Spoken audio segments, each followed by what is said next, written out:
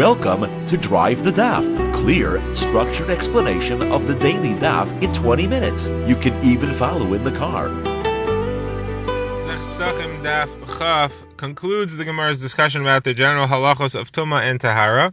It will finish analyzing the Brisa, which we have been discussing about what happens when you shecht a carbon and you find a needle inside the animal. What is the halacha there? The Gemara will explain how the animal has hechsher for Tumah, how it ever got wet after shchita, and the Gemara will explain why the needle found inside the stomach doesn't matame the animal.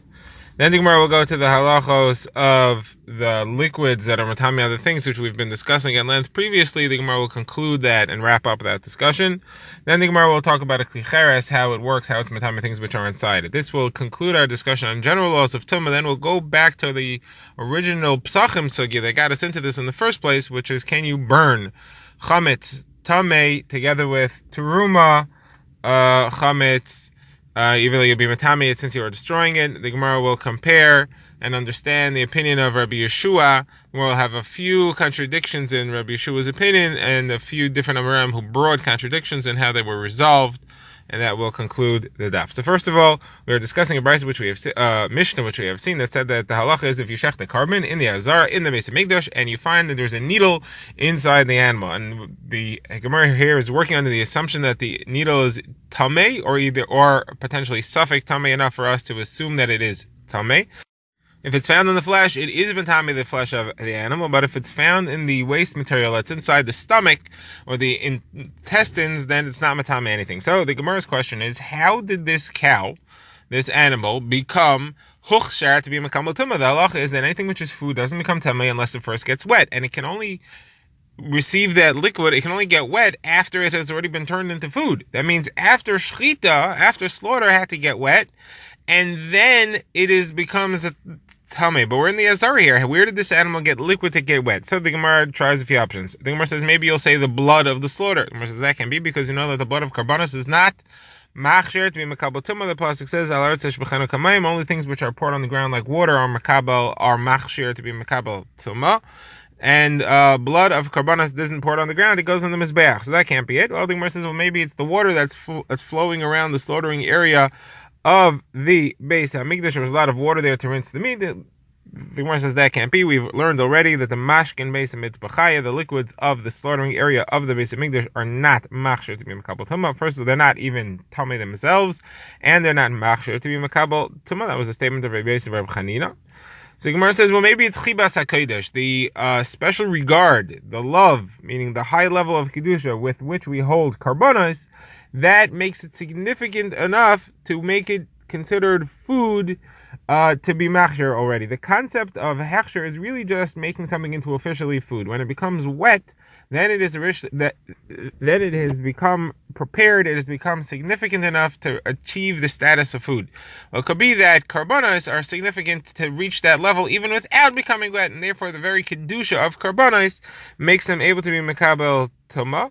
The Gemara says we see a similar concept about menachos. We know that menachos consist of flour mixed with oil, so the flour is wet, but if there are dry spots in the flour, which are areas that haven't been makabel wetness yet, they are makabel tumah anyway because of the level of chibas hakodesh. The Gemara says the problem is that only applies to the karbanos themselves. They do not transmit tumah further.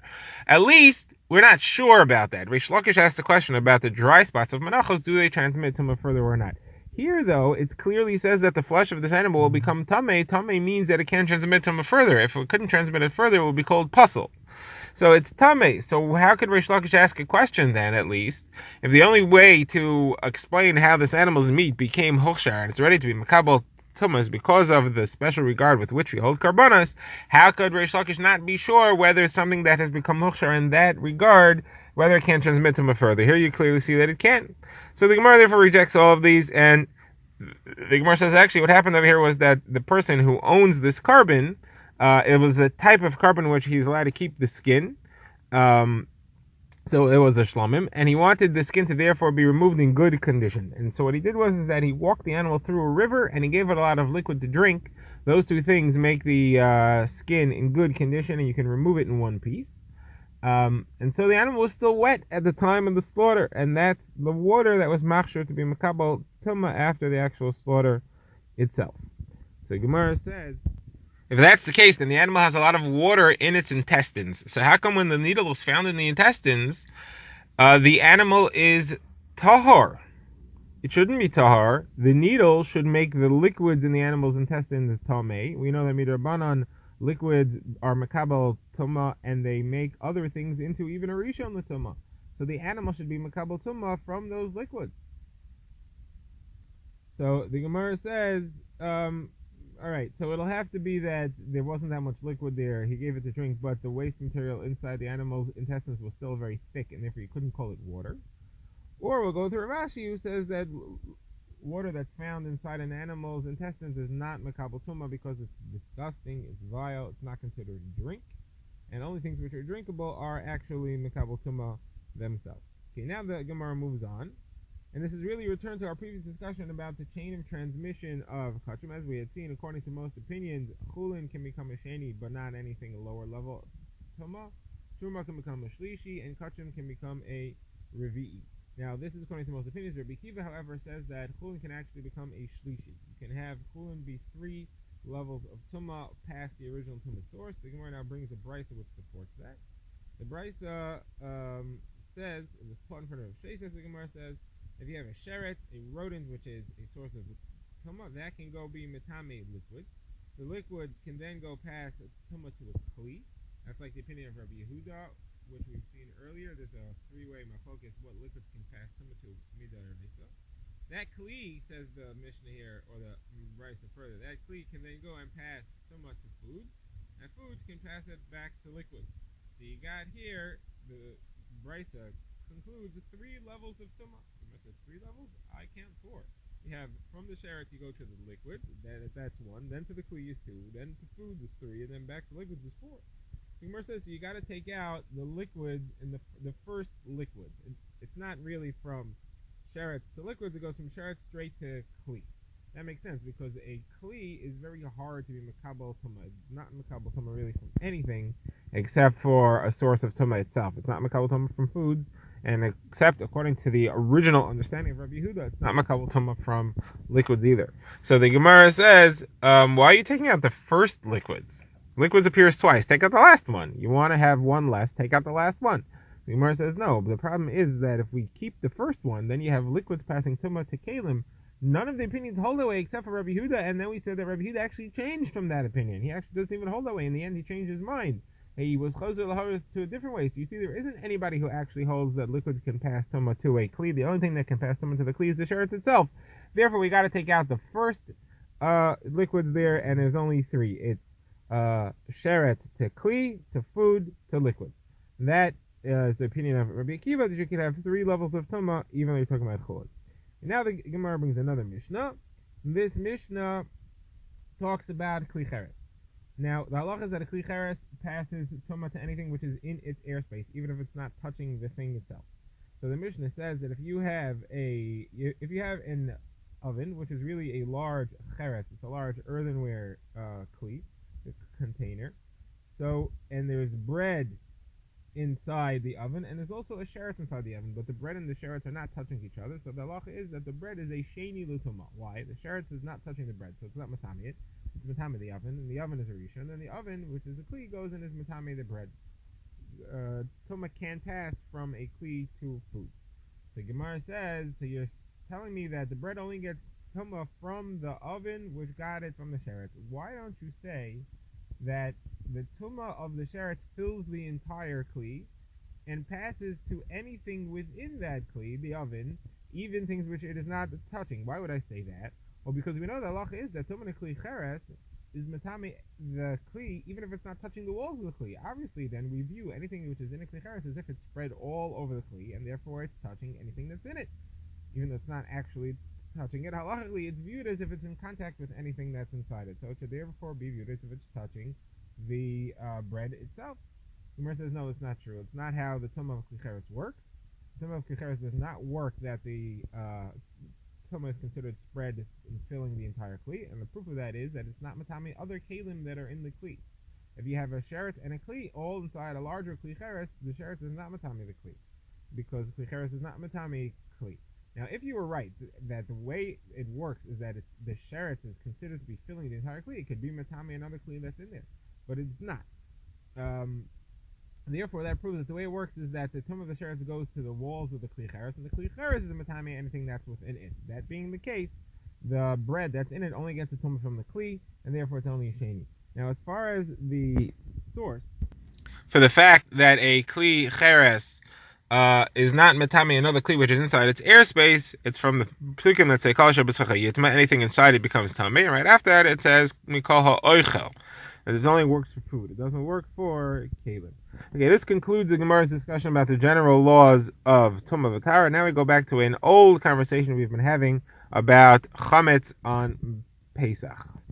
That was about the issue of being matami truma. We know that we are forbidden to take truma and be matami. The question is, while I'm destroying it, because it has to be burned or destroyed for whatever reason, either because it's chametz or some other reason, am I allowed to be matami it then by burning it together with other tumah or with other things which have become tamei? So we've seen in our Mishnah that Rabbi Meir says you are allowed to, Rabbi Yossi says you are not allowed to, and Rabbi Yossi there quotes as the machlokes between Rabbi Eliezer and Rabbi Yeshua as to whether if you have safek tumah, you have truma, which is safek tamei, you're allowed to burn that with truma, which is really tamei.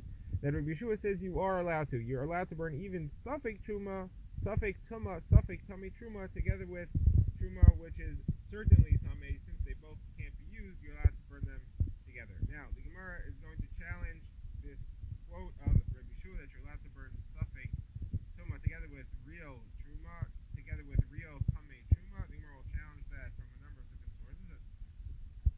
A number of Gemara will challenge it, and the Gemara's answer in most of these will be that there's two versions of what Rabbi Yeshua said. This is the version that Rabbi Shimon understood him, but Rabbi Yossi said that is not true. So first of all, the Gemara's first challenge is, how could you say that Rabbi Yeshua says you're allowed to burn safek tamei truma together with real tamei truma when Rabbi Yossi was answering Rabbi Meir?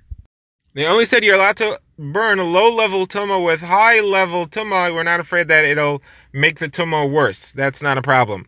But we never said that you could burn a safek tumah together with real tumah. What's going to happen? You're going to be matami this safek tumah, and then maybe Eliyahu Navi will come and he will tell you that the safek tumah was really tar. You ended up being matame something tahar. So you see then that according to this quote, Rabbi Yeshua never held you're allowed to do that. Contradiction in Rabbi Yeshua. The Gemara says there's two versions of Rabbi Yeshua. This is Rabbi Yossi's version, but Rabbi Shimon's held that Rabbi Yeshua said you're allowed to burn a safek with tamei, and the Gemara brings a brisa to that extent, where Rabbi Shimon quotes the machlokes between Rabbi Eliezer and Rabbi Yeshua and says they're only arguing about tamei with tahar, but they are not arguing about tahar with tamei. That everybody agrees you're not allowed to burn. They are arguing about safek with tamei, that Rabbi Eliezer says you're not allowed to, and Rabbi Yeshua says you are allowed to. So there you have clearly a source where Rabbi Shimon learns that Rabbi Yeshua does hold that way. Now, the Gemara asks, but hold on a second, but our Mishnah, which quotes that, our Mishnah is Rabbi Yossi talking. So how could you say that this is Rabbi Shimon's understanding of Rabbi Yossi, of Rabbi Yeshua? Rabbi Yossi here himself is the one who says that. So the Gemara says, well, in our Mishnah, what's really happening is that Rabbi Yossi is answering Rabbi Meir. So in the brisa which we quoted earlier, Rabbi Yossi is answering Rabbi Meir, and he says that Rabbi Yeshua doesn't hold that way. But here he's answering Rabbi Meir, and he's saying even according to Rabbi Shimon's understanding of Rabbi Yeshua, that Rabbi Yossi does hold that you're allowed to burn a tamei together with safek. That's only tamei together with safek. That's not your case where you want to burn tahor together with tamei. That nobody holds. The Gemara now brings another steer in the words of Rabbi Yeshua and resolves it the same way. We have a Mishnah which says as follows: there's a machlokes between Rabbi Yeshua and Rabbi Eliezer about what happens if you have a barrel of truma that then becomes safek tamei. So according to Rabbi Eliezer, you still have to take care of it and protect it and make sure that it doesn't become tamei for sure. According to Rabbi Yeshua, you can't use it anyway, so the mitzvah of guarding truma from becoming tamei doesn't exist. You could leave it out in the street, you could take the cover off, you could leave it exposed, no problem. So here, we clearly see that Rabbi Yeshua says that you're allowed to leave it exposed so that it can become tamei, but to actually go be metamei it physically yourself, that you can't do.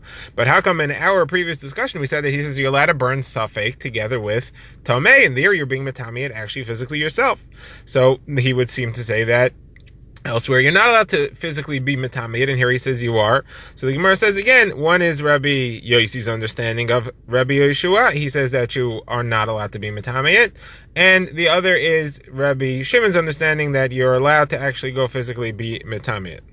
The Gemara now has a contradiction between this Mishnah where Rabbi Yeshua has said that you're allowed to become tamei on its own, but not be metamei to be a daim. We have another source where he says you are allowed to be metamei to be a daim, actually physically, and that is the case of where you have a wine press and there's a barrel of wine suspended above the wine press, and the pit below the wine press contains wine as well. Now the wine below the pit, the wine in the pit below, that is tamei chulin. The barrel contains tahar teruma.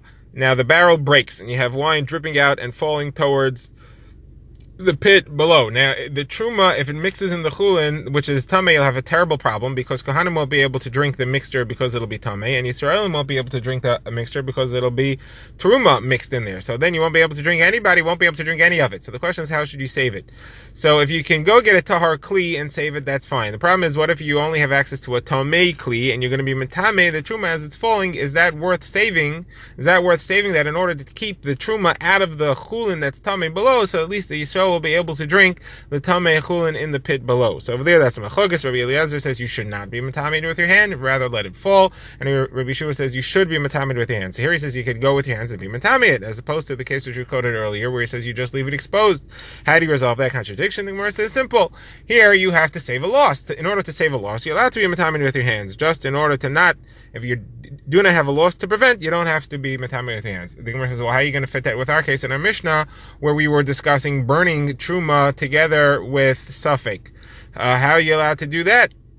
Over there, we said that you're not allowed to. Why not? You also have the loss of the wood. If you could do them both in one fire, you'll save the wood. The Gemara says the saving wood is too small a loss to be significant. It only has to be a large loss. The Gemara says, where do you see that you have to have a large loss? The Gemara says, simple. We have the same case about the barrel above and the pit below we have with oil. And concerning oil, there, Rabbi Yeshua says otherwise. He says you should not go be metamei be a daim. Why?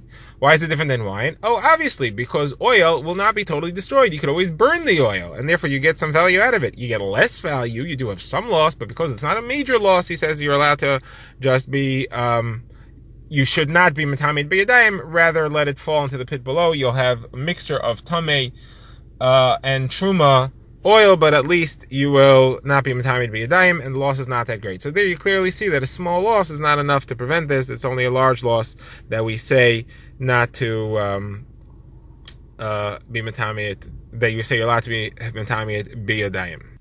The Gemara now asks, hold on a second, if it's not a hefset, if it's not considered to be a loss to have oil become tamei mixed with truma, because you could always burn it, so then why is it a loss if that happens to wine? You could always use it to perfume your house. You could sprinkle it on the floor to give the house a nice smell. So Gemara says, true, but we're talking about grape juice, not really wine. We're talking about freshly squeezed grapes where it doesn't have a good smell. Gemara says, okay, well, does that help? You could always age it, and then it'll be useful because it'll have a good smell. Gemara says, age it? You can't age it. You know what's going to be happening? You're not allowed to keep usher drinks in your house for a long time. While you're aging it, you'll end up drinking it by mistake. Gemara says, well, then how come you're allowed to keep the oil around? While you're waiting to burn it, you'll end up using it by mistake. Gemara says, so you'll put the oil in a vile, disgusting kli, which you'll never drink from. Gemara says, so then put the grape juice in a vile, disgusting kli. Gemara says, you put the grape juice in a vile, disgusting kli, it won't have a good smell when you want to sprinkle it on the ground. And therefore, you will have to keep it in a regular kli, and therefore you'll end up drinking from it, and that's why you can't keep it around. And that's why this solution is now use, and you'll end up, that's why it's a complete loss if it becomes truma and tamei mixed together. Now, the Gemara says this whole idea that you can't keep things around because you may end up drinking it, that's machlokas between Beis Hillel and Beis Shammai. Beis Hillel and Beis Shammai discuss what happens if you have a barrel of wine, which is truma, which becomes tamei. Beis Shammai says you have to pour it out at once, We don't let you keep it around. You'll come to drink it. Beis Hillel says, no, you could use it to sprinkle on the floor and give the house a nice smell. Now the Gemara says that Rabbi Shmuel, Rabbi Yossi, says, I have a tiebreaker position here. And that's as follows. If you're out in the field with the barrel, so then there's nothing you can do with it to sprinkle it around. So there you have to pour it out. But if you're at home, so then you can sprinkle it on the ground. Now, the chiddush there is that the time that it takes to bring the barrel from the field into the house, that's too much of a delay, and you should pour it out for that also. The second version of Rabbi Shmuel is that he's saying that it depends if it's fresh wine or old wine. If it's old wine, so then you could save it to sprinkle. The fact that you're keeping it around and sprinkling it on a few drops a day is not a problem. But if you're going to wait for it to age, that's a problem, and therefore you shouldn't leave it around. Now, the Gemara says that the people in his generation said to him, you're not a tiebreaker between Beis Hillel and Beis Shammai. You're a third opinion. Beis Hillel and Beis Shammai did not differentiate in the way that you are. So you're not agreeing with either of them. You're a third opinion and a third opinion. Drive the Daf is a project of the Grand Woodlands Shul and is presented by Rabbi Yitzchak Landa. Find us on YouTube or subscribe to daily emails by emailing drivethedaf@gmail.com.